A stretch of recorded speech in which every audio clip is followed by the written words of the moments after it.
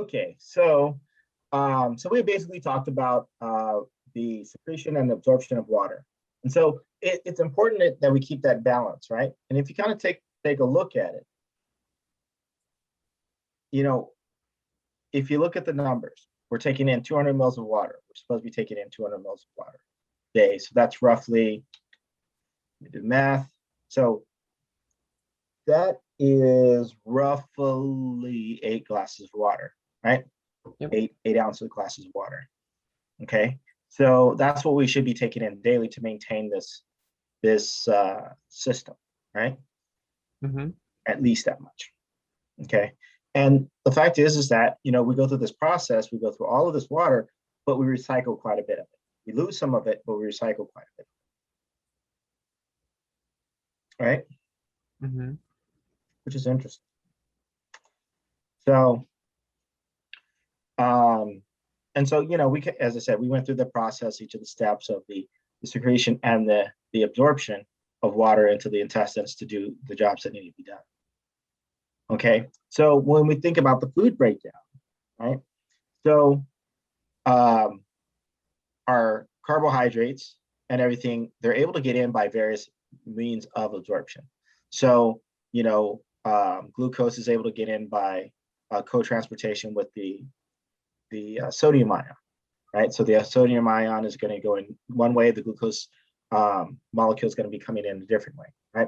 And we know it has to go through an ion channel or a channel because the fact that glucose is hydrophilic, it likes to be around water.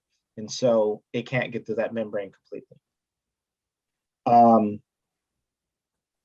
Where fructose use facilitated diffusion, right? Again, it has to go through some channel or go through a pore to sit there and get inside because, again, it's the way the structure is made.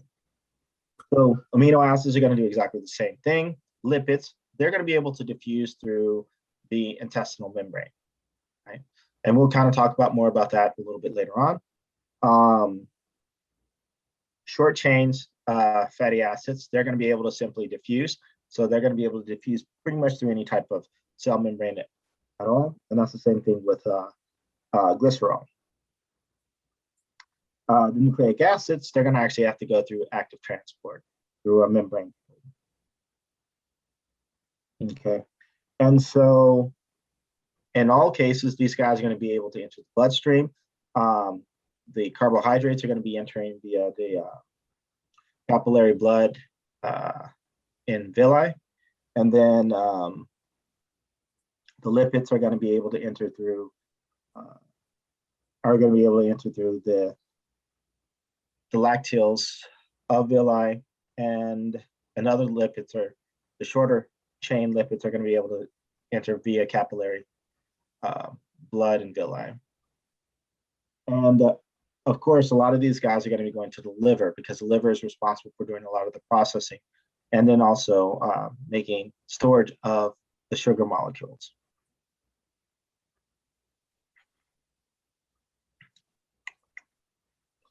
So that's why the liver is so important, right? So, we get jaundice, it's always an issue because the liver is keen for metabolism. Mm-hmm. Oops. Okay. So lipid absorption, unlike the sugars and the simple sugars and amino acids, lipids are able to sit there and be absorbed directly via the membrane. Okay, so basically we're going to have fatty acids and monoglycerides. Those guys are going to then form immersions. So these immersions are then going to be broken down even smaller. They're going to make micelles. Okay, so these micelles are then going to be able to sit there and enter the cell, right? And so the micelle enters the cell, so then the fatty acids are going to be transformed to, they're going to be made into triglycerides. And then your triglycerides are going to all be kind of bundled together with proteins to kind of form the the chylomicrons. So the chylomicrons, and this is all happening in the Golgi apparatus. So the Golgi actually will sit there and sort and bundle these guys so that they can be secreted outside of the cell. And the chylomicrons, they're gonna have the phospholipids on the outer surface. So they're gonna have that bipolar nature, meaning that part of it is going to be cool with being around water, where the other part is going to be kind of protected on the inside. So they're going to have that membrane structure. So they're using the phospholipids outer structure, and then on the inside you're going to have your triglycerides and your fatty acids and your cholesterols and all those things. But also on that surface, we're also going to have proteins, and those proteins are going to serve a couple of purposes. Some of those proteins are going to be used for dictating directions where these things are going to be delivered. And then some of those proteins are just membrane proteins that have been sequestered in that process. Okay. Okay. So then the chylomicrons, so they're going to actually be secreted, and then they're going to go ahead and enter the lacteum. And when they enter the lacteum, then they're going to be able to be transported away from to all of the other places that are needed.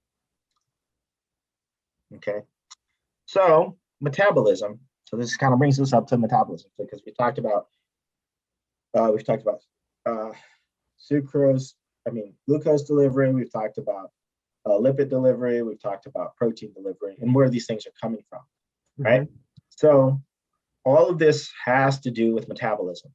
Metabolism is made up of two components, right? We have catabolism and we have anabolism. Catabolism is, remember the definition of catabolism? Catabolism creates, right? No. Oh, no, it's the opposite, right? Yeah. And yeah, anabolism creates. That's right. So anabolism builds, catabolism breaks down.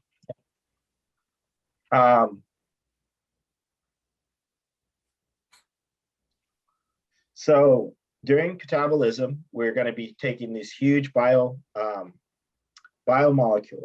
and we're going to be breaking them down into smaller molecules. Okay. Now, a lot of this is going to be necessary for energy production, and so we're going to be coupling. In a sense, we're going to be coupling catabolism with anabolism, because we're going to be breaking down those foods, but at the same time, we're going to be making ATP. Okay. So that brings us to ATP.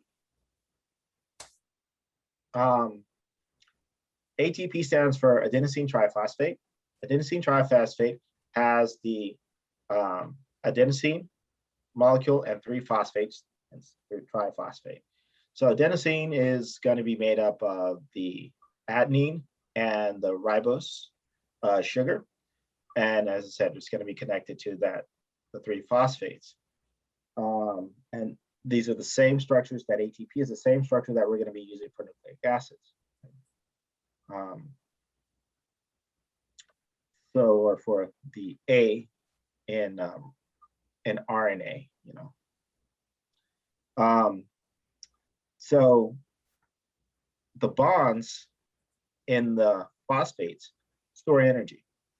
That very first bond in the ATP has the most energy. The second bond has some energy, and that very third bond has very, very little energy, but it has some. Okay. So when we process ATP, we break that first bond, we get inorganic phosphate, we get energy, and then we get ADP, okay, for adenosine diphosphate. Okay, and then ADP can actually, and is broken down to form AMP, and that's adenosine monophosphate.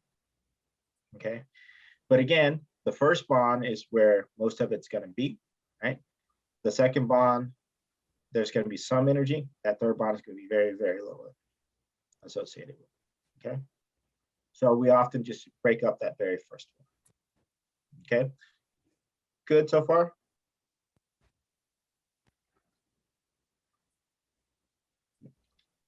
Yes, no, maybe? Huh? Yes. Okay, good. Okay, so when we also talk about ATP, we know that we're using, well, energy is actually being stored in the bonds. So all this ATP is also going to be coming from our food in a sense. Not directly from the food, but indirectly from the food. So we're going to have to couple the system of ATP processing as well as ATP generation, okay? And we'll talk more about that in a second. So the sources of ATP comes from our food. So when we break down our proteins, it's amino acids, our lipids, it's fatty acids, our polysaccharides, into monosaccharides. So that is going to be the process that we actually start making our ATP. So if you go through this process, we go, our food is taken in, we have three components, right? We have our proteins, we have our complex carbs, carbohydrates, we have our triglycerides. Proteins are then broken down into amino acids. Amino acids are then going to either be utilized for energy production to make ATP, or it's going to be utilized for protein synthesis. Okay, and so the blue represents the catabolism, the red represents anabolism. Okay, so with carbohydrates, we have our complex carbs. Those guys are going to be broken down into glucose, or they're going to be stored as glycogen. Glucose is then going to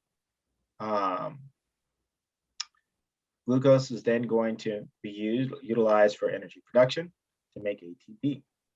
Same thing here with the triglycerides. Triglycerides will be broken down into glycerol and fatty acids. Fatty acids are going to be used in lipid storage and synthesis, or it's going to be utilized for energy. Okay, so when our body is starved or stressed, then our body starts to catabolize itself. So it actually will break down the muscle tissue and use that for production of amino acids. And then it'll go through this process of, making more proteins, and then also for energy production. And then that's the same thing that happens here with lipids.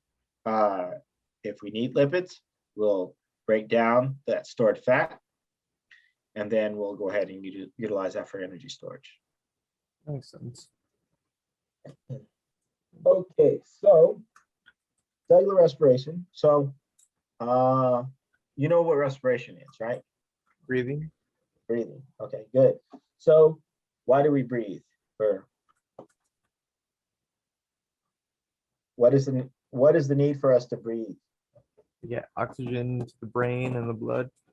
Okay, we need oxygen, right? So we're breathing in oxygen. Well, part of the reason why we're breathing in oxygen is because we need it for cellular respiration.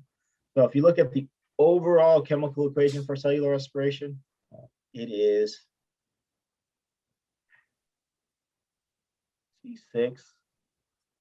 C6H12O6 yields, plus oxygen. There's 6 of them. Yields carbon dioxide plus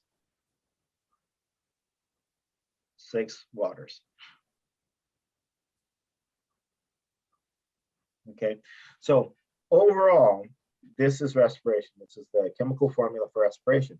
Now, there are multiple steps that this process is being utilized, and we're going to go over those multiple steps. So we start off with that glucose molecule. From that glucose molecule, we're going to end up producing carbon dioxide, water, and of course, ATP.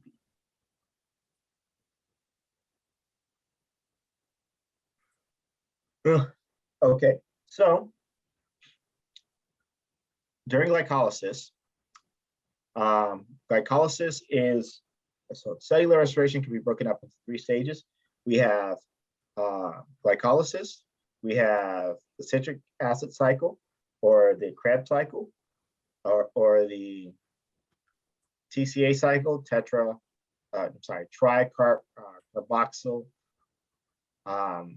acid cycle. And then we have the electron transport chain, or we call it the oxidative phosphorylation. Okay, so basically 3 major parts. Okay, first one glycolysis, second one Krebs cycle, the third one is oxidative phosphorylation. So our food is going to be broken down. Ideally, it's going to be broken down to glucose. Glucose is then going to be broken into pyruvate. Pyruvate is a 3-carbon sugar, or 3-carbon structure. Then pyruvate is going to be changed and connected to the CoA factor, coenzyme A factor. And then it's going to make what we call acetyl-CoA. Well, the acetyl-CoA is able to be transported into the mitochondrial membrane. If you don't make the acetyl-CoA, it won't be transported and it won't utilize that Krebs cycle. Okay. So acetyl-CoA basically goes into the mitochondrial matrix. And then it, as I said, utilizes the Krebs cycle, and then you're going to have the production of your very first carbon dioxide. And you're also going to be producing an ATP. So if we look at it here, we have production of ATP. We also have carbon dioxide being utilized here. And we have carbon dioxide being utilized here. And there's going to be more carbon dioxide utilized during the Krebs cycle. This is just showing one case. There's also going to be production of 2 ATP, total of 2 ATP. And we'll talk about that here in a second. During this part of the cycle, we're going to have a few ATP generated at this stage of the cycle, and we're also going to have other high energy molecules, NADH and FADH2, that are going to be generated in the Krebs cycle. And then during the oxidative phosphorylation, this is where you're going to get the bulk of your ATP. Larger portions of your ATPs are generated. And so, and this is going to be powered by those electrons being moved from those high energy sources, such as NADH and FADH2. So we'll talk more about that in detail. So are you good so far? Yes. Major thing for here, cellular respiration made up of three stages, like glycolysis, Krebs cycle, and the oxidative phosphorylation. Okay. Okay, sorry. So this is going to be the overview of glycolysis. Okay, during glycolysis, we have, let me take a step back. Got carried away again. Take a couple of steps back. So catabolism and anabolism are all going to be regulated by the hormones that we're producing in our body, right? Without those hormones, we're not going to want to eat, or we're not going to want to do those things, right? So we know the hormones that are going to be affecting those pathways. So 3 of them are going to be like the cortisol, it's going to be the glycagon, and adrenaline. So those are all 3 that are going to be responsible for catabolism. And then we're going to have the ones that are going to be responsible for anabolism. And that's going to be your growth factors, so your insulin-like growth factor, your insulin, your testosterone, and your all of those play a part in the regulation of metabolism. So we want to definitely tie that back into things. Okay, so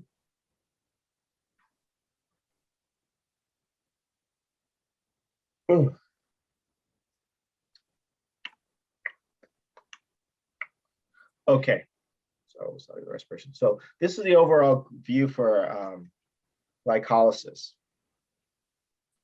Okay, so during glycolysis, we're going to be starting with a single molecule of sugar. So from 1 molecule of sugar, this is what's going to happen.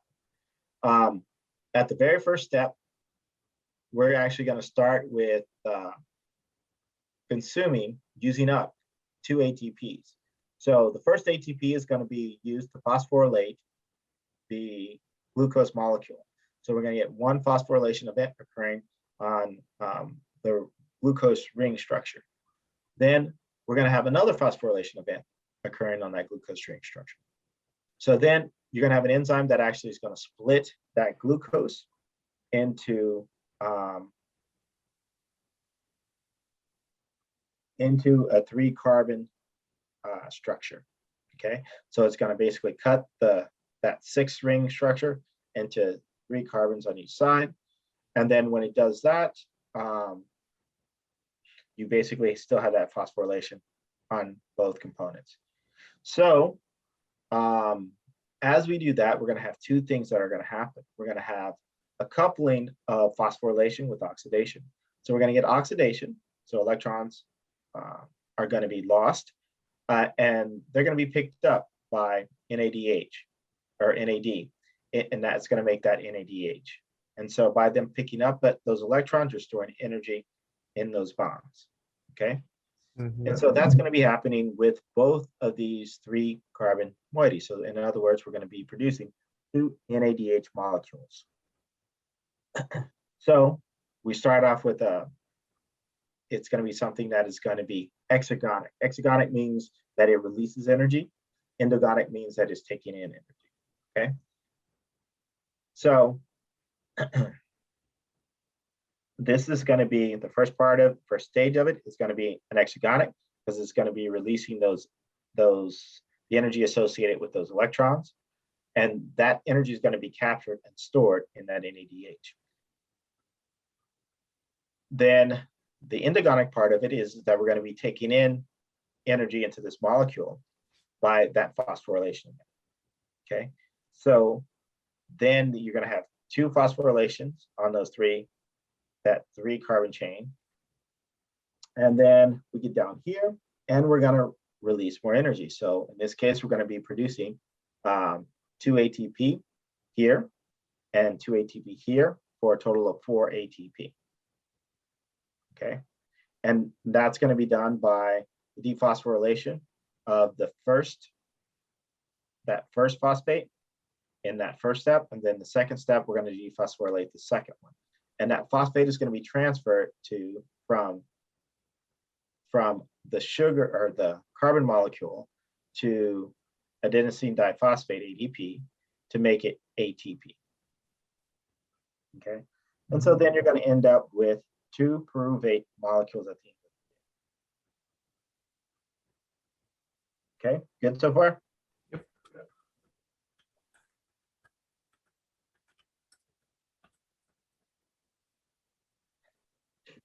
Okay, so we have what we call aerobic versus anaerobic. Do you know what the difference between aerobic and anaerobic is? I think aerobic involves oxygen. That's right. That's right. Aerobic involves oxygen, and anaerobic involves no oxygen. No oxygen can be present. Okay. So during aerobic, it goes through that process. It goes through the energy that's being released to make those total of 4 ATP. If you count it all together, it'll be a total of 2 ATP at the early stage. Okay, and then we get the product of pyruvate, which then can be made into acetyl-CoA. Okay, now anaerobic, it goes through that very first part. So that, let me take a step back. No, make a point. Oops, wrong way.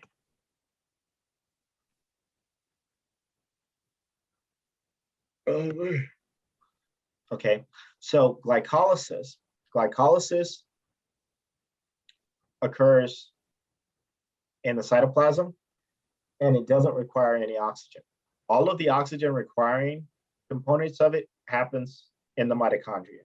So both of these events are going to be happening in the mitochondria. One is going to be happening in the matrix. The other one is going to be happening in the mitochondria inner membrane. This here is, like I said, is happening in the cytoplasm, and it doesn't require oxygen, okay? So when we talk about anaerobic, the anaerobic component is actually going to be able to utilize the glycolysis stage. So, and that's what we're seeing here, right? So we're able to go through that first stage of glycolysis. Here we're actually getting the production of pyruvate, right? I should say down here, production of pyruvate. So this is the whole first stage of that glycolysis. And we get production of pyruvate. Now, what happens in the case of if there's no oxygen present, we can't power the process of converting that pyruvate to acetyl-CoA. We kind of need that to happen. We need that chain going. Instead, what happens is that electrons are being released and they're being captured.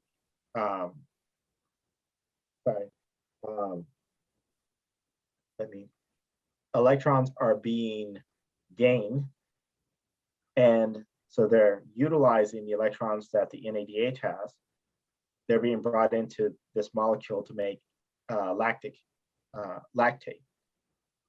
Lactate then also is going to cause the reduction of that ADH, and then so you're just going to end up with ADH.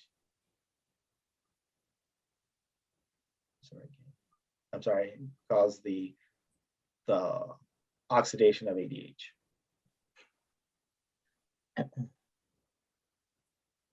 Okay. So, and that's going to be different than what we see here when it's able to go. We got the pyruvate, we get the acetyl-CoA, and it's able to go into the Krebs cycle, and we get a whole bunch of ATP made. So here we stop. We only make a total of 2 ATP. That's it. That's all we're going to get from here, right? Because we utilize 2 up here, and then we make 2 here, so we get a total of 4. And we don't even get that NADH molecule where we get that from. Okay, so this is the Krebs cycle. So during the Krebs cycle, we have that pyruvate molecule that's being made. Once we make that pyruvate, we're going to lose carbon dioxide. So that will be our very first carbon dioxide that's going to be lost. And this is happening at the last stage of glycolysis. So we're getting CO2 lost. And that's our first one. So, sorry, I should say we're getting the production of carbon dioxide. Then we're going to make a 2-carbon intermediate molecule. So this 2-carbon is then going to be attached to coenzyme A, and during this process, it's going to be coupled with the reduction of NADH plus, so that it's actually gaining electrons and forming NADH. Okay, and as a result of that, we get acetyl-CoA. Now, acetyl-CoA is now able to go into the cell membrane, into the inner matrix, okay, of the mitochondria, not the cell membrane, but the mitochondrial membrane, into the mitochondrial matrix. It goes in. It's going to be combined with oxaloacetate,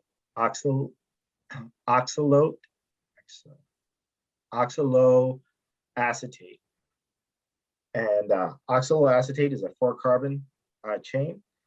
We have that 2-carbon chain together. We're going to have that 2 and that 4 coming together. The CoA is going to be released, and then we're going to end up with citrate. We're going to go from citrate to isocitrate. And so that's just going to be an isomer of each other. Isocitrate is then going to release carbon dioxide, and then it's going to be a 5-carbon chain instead of that 6-carbon chain. And we're also going to get production of NADH. So that 5-carbon chain is called alpha keto glutarate. Alpha keto glutarate then is going to be, it's going to lose that carbon dioxide. So it's going to be oxidized, and then it's also going to result in the production of NADH. So now we have a 4-carbon chain. So that 4-carbon chain is going to be attached to CoA again. And so you're going to have succinyl CoA being generated from the production from the keto glutarate. That succinyl CoA is just going to be changed to succinate. When it goes to that change, you're going to get a inorganic phosphate and GDP coming together to form GTP. This is going to result in the formation of ATP. Okay, because they're just going to shift that phosphate. So we have that 4-carbon succinate molecule. So succinate is then going to become furate. So it's going to be an isomer. As a result of this, we're going to release more energy. The electrons are going to then be captured by FAD to form FADH2. So then we have the fumate. Fumate is going to be hydrolyzed to form malate. Malate then is going to be reduced to form NADH. And then as a result of that, it's going to be oxidized so that you get the formation of NADH, which is going to end up being reduced. And then you're going to get the reformation of the oxaloacetate. Okay, so if we kept tabs at this point, how many carbons do we have? I mean, how many carbon dioxides do we have?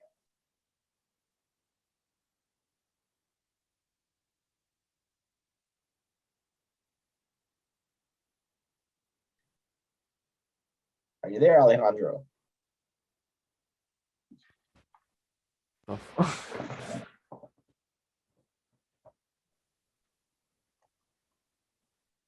Yeah.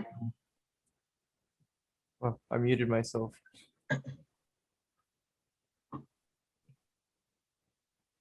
How many ATPs do we have?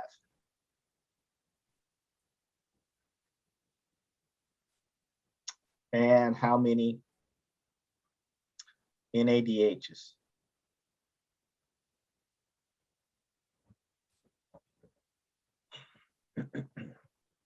And FAD.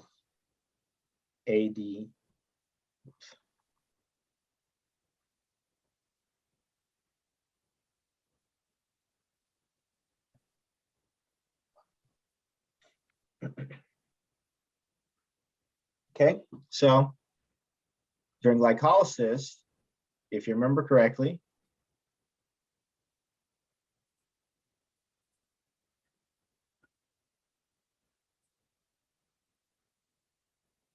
total ATPs, we had 2.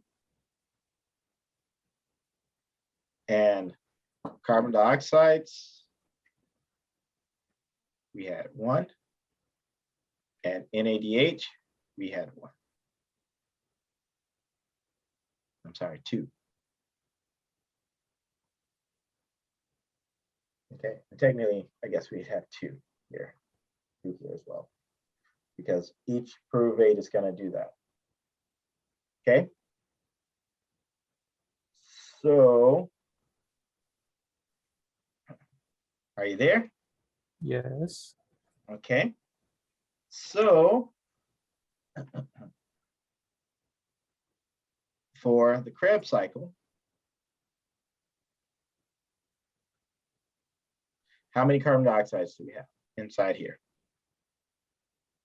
that are we going to be generating? In that entire cycle, or Yep, the entire cycle right here.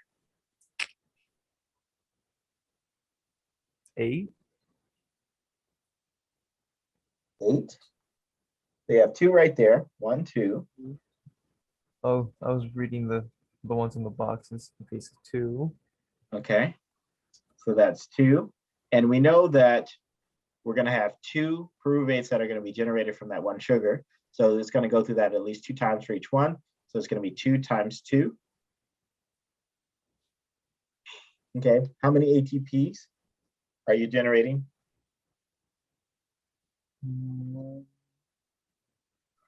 would. And then again, since we have two pruvates that are going to be going through there, so that's 1 times 2. And then how many NADHs do we have? 3.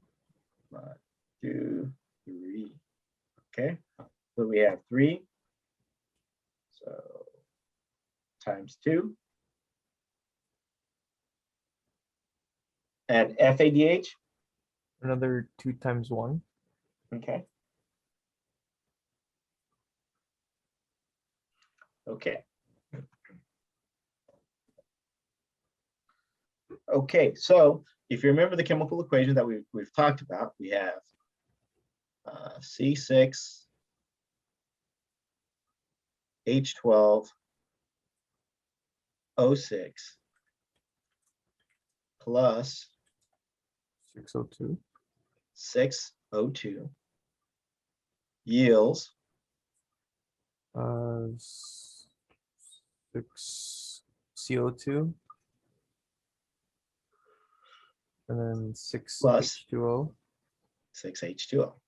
Okay, so at this point, we basically have made all of our 6H CO2. So we've used up our CO2s already. Okay, so that's 4 and that's 6. So that will be the total of 6 that were involved in that process.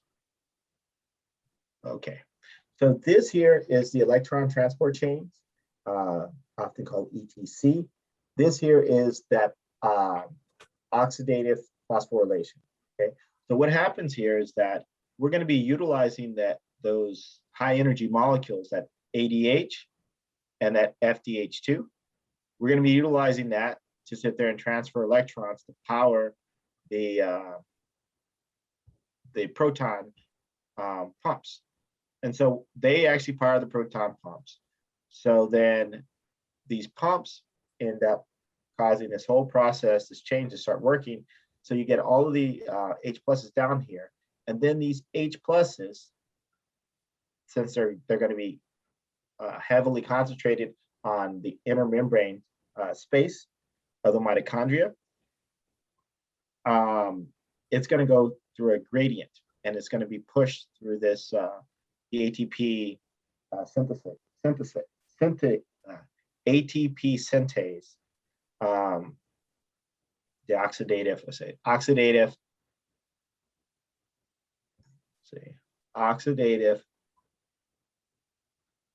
electron transport ATP synthase. Oxidative phosphorative ATPase. So this guy is going to basically power and cause the production of ATP. So it's going to grab those inorganic phosphates, it's going to put those energy in that bond, and then you get ATP development. Mm-hmm. Okay? Mm-hmm. Does that make sense? Or is that kind of crazy? Okay. So we had that nice little couple event.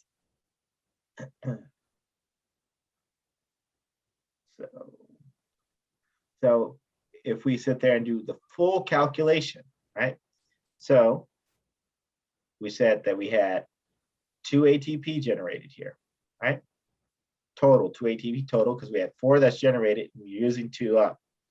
Then during erase this here, during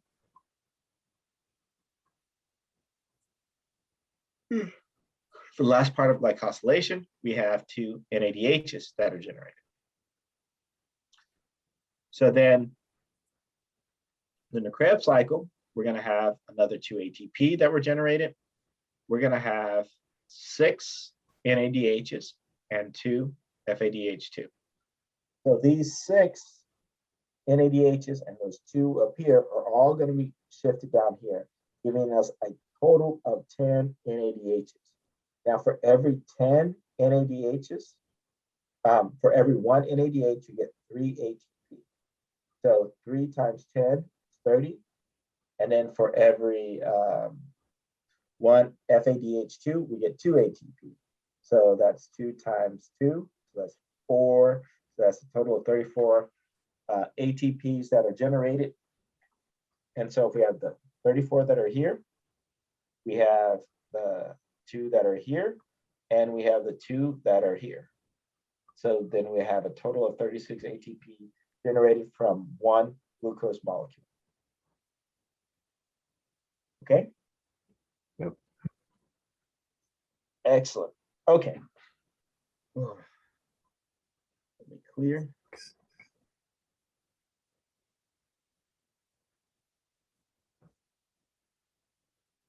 Okay, so I forgot to say this. I forgot to say it in the class before. So this kind of lets us take things in perspective. So remember, we said that glycolysis, that part does not require any oxygen, right? So we don't need any oxygen for this part. So if we don't have any oxygen around, the most that we can make is 2 ATP, right? Mm-hmm. The majority of our ATP that's being generated is going to be made in the mitochondria. So it used to be believed that our cells basically evolved so that it actually it swallowed a symbiote. So that symbiote, they believe, was a bacteria that was mitochondria. That mitochondria, because mitochondria has its own DNA. And the funny thing is that now, over time, part of our DNA has a little bit of that mitochondria DNA, or things that the mitochondria needs. They believe that what happened is that as we engulfed the mitochondria, we recognized that it was very useful for us. So our cells kind of developed to sit there and maintain. It had selective pressure to maintain the mitochondria inside. By it doing that, it actually caused maybe gene transfer between the mitochondria DNA and our DNA. So then parts of the mitochondria genes are on our genome. So then the mitochondria won't be able to live independently. So that's the hypothesis. Kept it captive for our own needs. Exactly. Yeah. Because they make so much more ATP. I mean, compared to what we make without it, we make 2 ATP to that 34 that we make with it. You know, so Mm-hmm. It's a huge difference between the production of it. So if we just live, and just imagine how much you would have to eat just to sleep, in a sense, just to do anything, to breathe, Well, without it, we'll probably be less than slugs. Well, yes, it would probably be. Although it's not, wait, that isn't true. So I still think that in the slug, you're still going to produce the same amount of energy. It's just that you may not eat as frequently. Just can't waste up all that ATP. Yeah. Or maybe they do, I don't know. Okay. So there are other ways of making glucose. So we need those backup ways to sit there and make glucose from all the other sources that are in. So that process of making glucose is called gluconeogenesis. Gluco meaning glucose, right? Neo meaning new, genesis meaning make. Okay. So if we want to make new glucose, we're going to go through this process. So this is just an example of gluconeogenesis. So in this case, we're starting with pyruvate. That pyruvate, actually, take a step back. In this case, we're starting off with lactic acid. Lactic acid is then converted to pyruvate. Pyruvate is then used to make oxaloacetate. Oxaloacetate then makes phosphoenol pyruvate. So then that phosphoenol pyruvate is then made into 2-phosphoglycerate. 2-phosphoglycerate is then changed from 2-phosphoglycerate to 3-phosphoglycerate by an isomerase. Isomerase makes isomers of things. Then that 3-phosphoglycerate then is going to use to make the biphosphoglycerate. So there's going to be a kinase that's going to phosphorylate it to make that. So then that 1,3-biphosphoglycerate is going to be used to make glycerol, the aldehyde, glycerol aldehyde 3-phosphate. Glycerol aldehyde 3-phosphate. Glycerol aldehyde 3-phosphate is then going to be used, it's going to take 2 of them, to make fructose 6-phosphate. Fructose 6-phosphate is going to, there's going to be an isomerase that's going to make, that is going to change that fructose 6 phosphate to glucose 6-phosphate. Now, the one that's responsible for that is of that is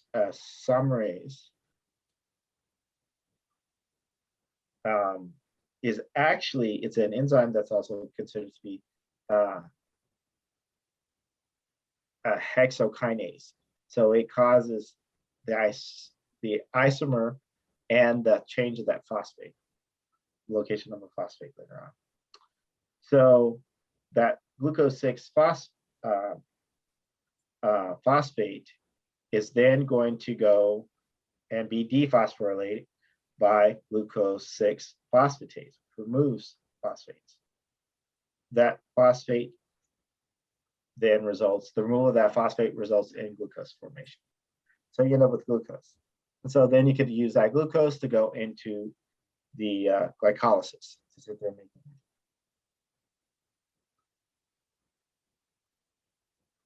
it. Okay. Mhm. Questions, concerns, guys? Good. Okay, so the next thing that we're going to talk about is lipid metabolism. So typically what happens is that triglycerides are going to be broken down to monoglycerides and fatty acids. Okay, so what happens is that you're going to have hydrolysis that is actually going to break the that fatty acids that are sitting on the second carbon in the glycerol chain, and then the third fatty acid. They're going to remove 2 of these fatty acids just to make that monoglyceride. And again, this is going to occur through hydrolysis. So it actually is going to, water is going to attack at this point here. And then you're going to end up with an OH on both ends of these guys. You're going to end up with a double bond OH here. And then you're going to have your chain,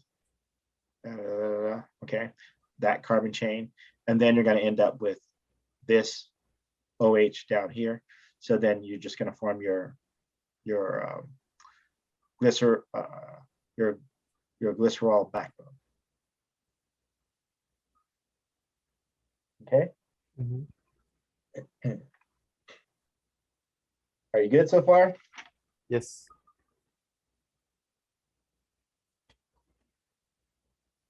Okay, so we have the shallow microns. Come on now. Can you see it? Yeah. Okay, so shallow microns. So in this case, like I told you, shallow microns are going to have your triglycerides that are going to be stuck on the inside.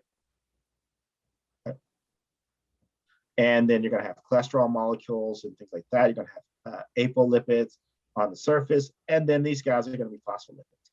Phospholipids allows it to have that bipolar context. So it's going to like water on one side, and the other side is going to hate water. So the hydrophobic tails are going to be on the inner part of it. The hydrophilic heads are going to be on the outside, and that's going to allow them to sit there and go through the bloodstream. Okay, so these are also, remember, these are your fats that are being packaged up and being delivered everywhere, right? So sometimes these are the fats that are going to be resulting in those clots in our bloodstreams. Okay. I'd ask. Yeah. Okay. So so if we're taking in too much fat, that's what results from it, because these guys get so big and they end up causing accumulation and then blockage.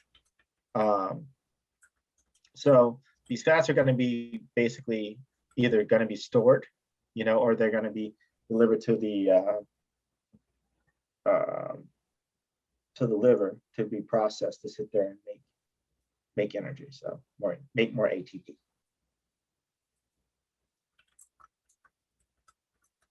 Okay, good so far?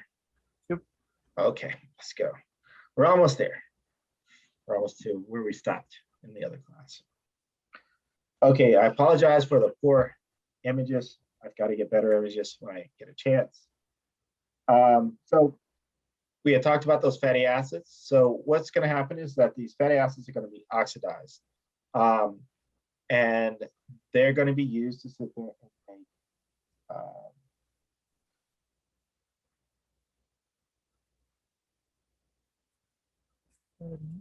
so let's see. So those triglycerides are going to be broken down into those monoglycerides, and you're going to have those fatty acids. Those fatty acids are then going to be converted from just that fatty acid, and it's actually going to be making fatty acetyl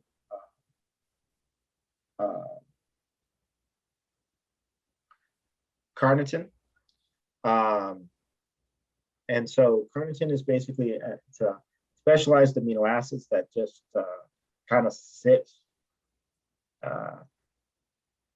in the cytosol, and it's really used for the processing of fats.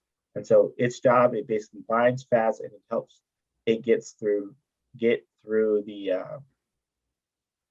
mitochondria matrix or the mitochondrial membrane into the mitochondrial matrix. Okay, so now once that fatty acid carnitine enters that the mitochondrial matrix, you're going to have a transfer of that carnitine with coenzyme A. So coenzyme A is going to then bind that fatty acid. So then you're going to get fatty acetyl-CoA. So then your fatty acetyl-CoA is then going to be further processed. So this here is your fatty acetyl-CoA. You're going to end up producing FADH. You're going to use water to sit there and hydrolyze the molecule to break a couple bonds. And so you're going to end up having trans-anol-CoA. That trans-anol-CoA is going to be go through further. It's going to be oxidized again by the water, and then you're going to end up with beta keto-acetyl-CoA. The beta acetyl-CoA is then going to be used to sit there and make 2 acetyl-CoA molecules. And then those acetyl-CoAs are then now able to enter the Krebs cycle, because you remember the only way that you can enter the Krebs cycle is if you're acetyl-CoA.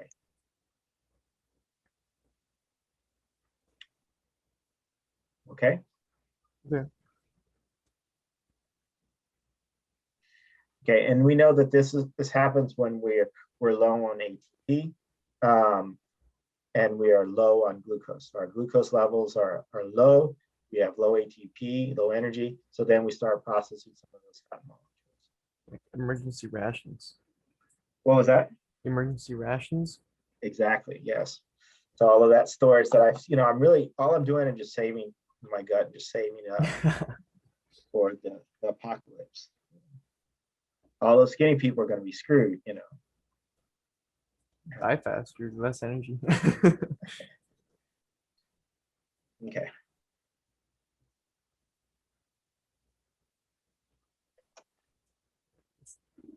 Ketogenesis. Okay. So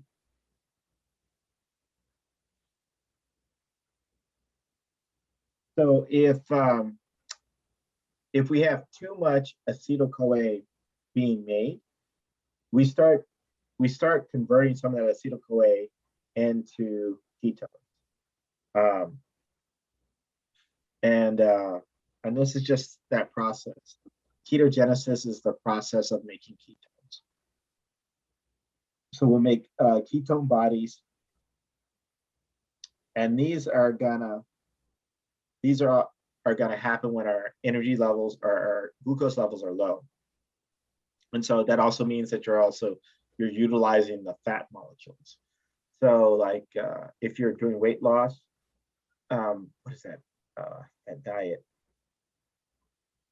Keto? The keto diet? Yeah, the keto diet. Yes, but there was another name for it before it was called the keto diet. Yes, the keto diet is the perfect example. So all you're doing is trying to increase the levels of ketones so that you're utilizing this pathway. So you're using all the fats. It's also showing you that you're using the fats because you're using those fatty acids to make acetyl-CoA, and then those acetyl-CoAs are going to be making the ketones that we're going to be generating. Okay, and so you're going to end up with the beta hydroxy butyrate. And so ultimately, that's going to let us know that we're getting those ketones that are being generated.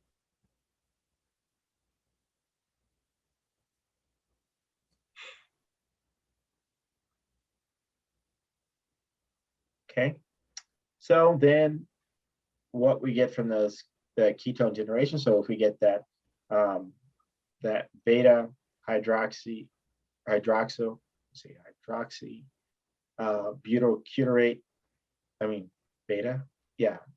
butyrate, sorry, beta hydroxy butyrate. We start there. We're going to make NADH. Then we're going to be producing acetoacetate. So then the acetoacetate is going to bind to the CoA molecule. So we're going to get acetoacetate CoA. So then we're going to get another CoA molecule coming in. So then we're going to end up with two acetyl-CoAs. And then those acetyl-CoAs are then able to enter the process.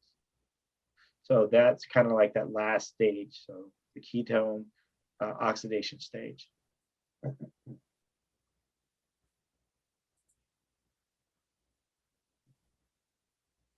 Okay, so the other thing that we need to discuss is part of lipogenesis. Lipogenesis is the making of lipids. So this is one aspect of how lipids can actually be made. So in this case, if we started here, we could have our oxoacetate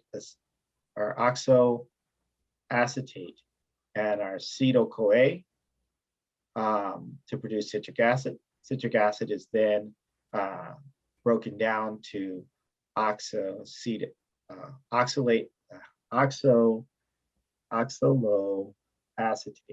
Struggling today, getting tired. So we can produce the oxaloacetate. That oxaloacetate is going to then be recycled and then made into oxaloacetic acid. That oxaloacetic acid is going to be made into malic acid. Malic acid is going to be converted to pyruvate.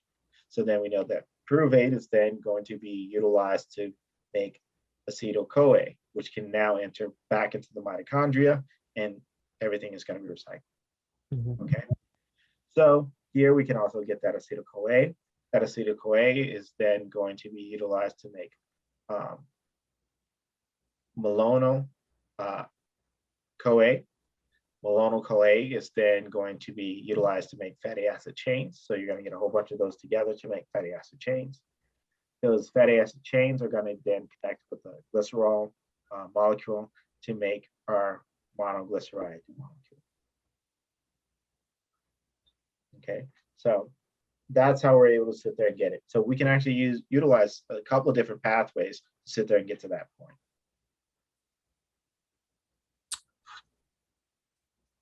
Are you good? Yep. Ready for more? Okay, so we talked about hormones again. So we come back to those hormones and things that are going to be utilized. And we also have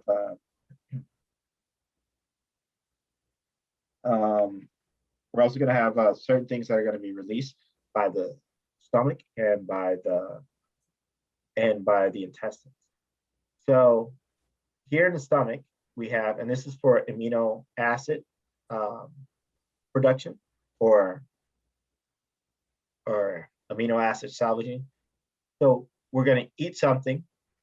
And so all the protein that's going to be eaten, it's going to be broken down. Those proteins are going to be broken down into smaller polypeptide fragments. So the way it's being broken down, there's two ways it's going to be broken down. One of them is going to be using stomach acids, which is hydrochloric acid. So we're going to use hydrochloric acid to sit there and break some of the bonds for those proteins. And then, so we end up with large polypeptides. Those polypeptides are then going to be broken down a little bit more by pepsin. Pepsin is an enzyme that it's a protease. It cuts protein, But again, these are going to be large fragments. Okay, so then you're going to cut those large proteins into smaller polypeptides, which are still going to be pretty big fragments. And so then what's going to happen is that the acinar cells of the pancreas is going to secrete trypsin,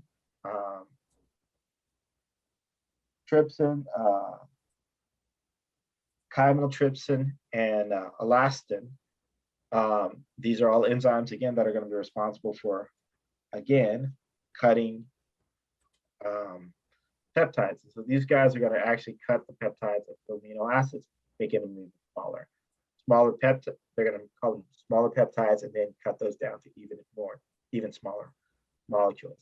And then it also is going to release sodium bicarbonate to kind of neutralize the hydrochloric acid, HCl.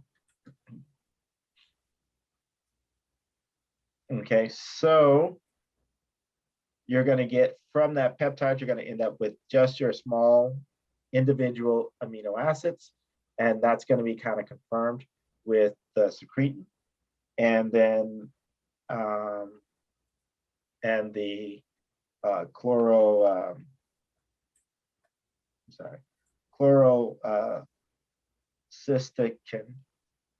And so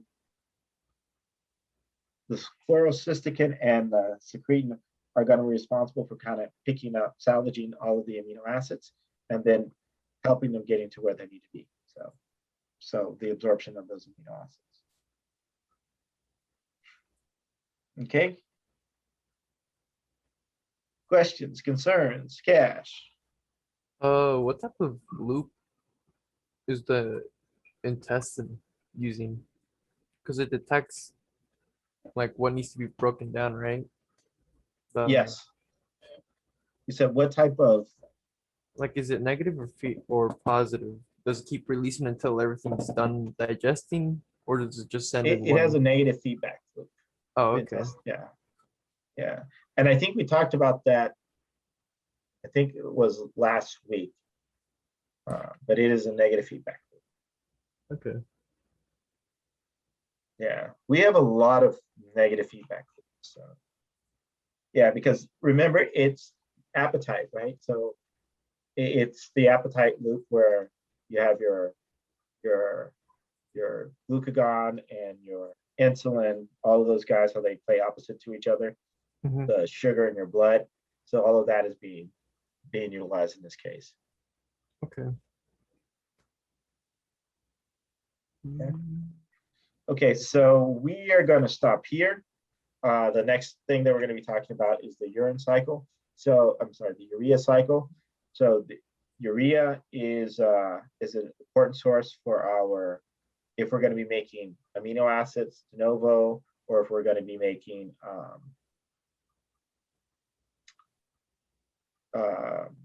nucleic acids de novo. So we need to make sure that we have those guys available. Interesting. Okay. Are there any questions? Nope. We just have PhysioX labs. Yep, week, that's right? it. All right. That's right. Looks like it's gonna be another chill week until Sunday. Yeah. Yep. We're in the home stretch. You guys are almost done with this class. Mhm. Excited? The exam grades aren't up yet, right? No, I've been starting to grade them now. I haven't got to everyone's yet, but I will get to them. Oh, it's fine. I'm just like we're making sure I'm not too worried. Yeah, you will have a test correction, so that'll help you out regardless. So you should be okay. All right. Well, other than that, I'm good for today. Okay. Thank you for the class. I will see you on Wednesday. All right. Okay. Have a good day. You too. See you. Bye-bye.